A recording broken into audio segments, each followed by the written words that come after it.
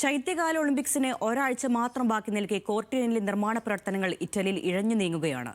വിവാദമായ പ്രധാന ഗതാഗത സംവിധാനമായ അപ്പോളോണിയോ സോക്രപ്പസ് കേബിൾ കാർ പദ്ധതിയിലെ അനിശ്ചിതത്വം ഇപ്പോഴും തുടരുന്നു.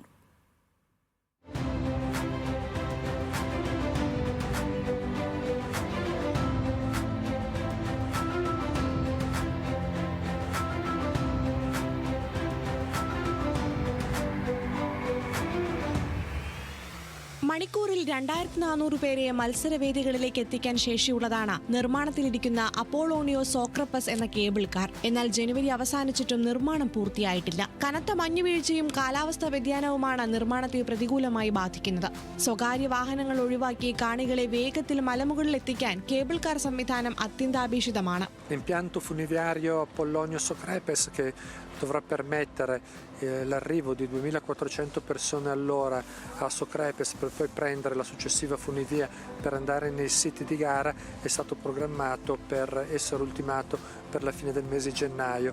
È bene ricordare che സുരക്ഷാ പരിശോധനകൾ പൂർത്തിയാക്കാൻ ഇനിയുള്ള ദിവസങ്ങൾ മതിയാകുമോ എന്നാണ് കായിക ലോകം ഉറ്റുനോക്കുന്നത്. നിർമ്മാണം പൂർത്തിയായില്ലെങ്കിലും മത്സരങ്ങളെ അത് ബാധിക്കില്ലെന്നാണ് അധികൃതരുടെ വാദം. എന്നാൽ ഒളിമ്പിക്സിനായി കോടിക്കണക്കിന് രൂപ ചെലവാക്കി നിർമ്മിക്കുന്ന ഇത്തരം അടിസ്ഥാന സൗകര്യങ്ങൾ പാതി വഴിയിലാകുന്നത് സംഘാടകർക്ക് വലിയ നാണക്കേടുണ്ടാക്കുന്നുണ്ട്. റോഡ് മാർഗം മാത്രമുള്ള കോർട്ടിനയിൽ കേബിൾ കാർ വന്നില്ലെങ്കിൽ ഗതാഗതക്കുരുക്ക് രൂക്ഷമാകുമെന്ന് ഉറപ്പാണ്.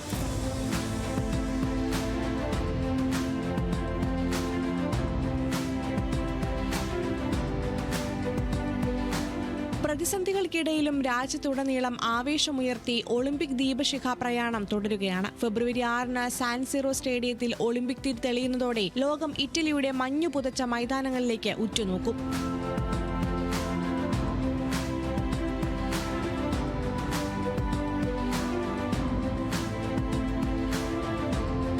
Sports desk, news Malayalam.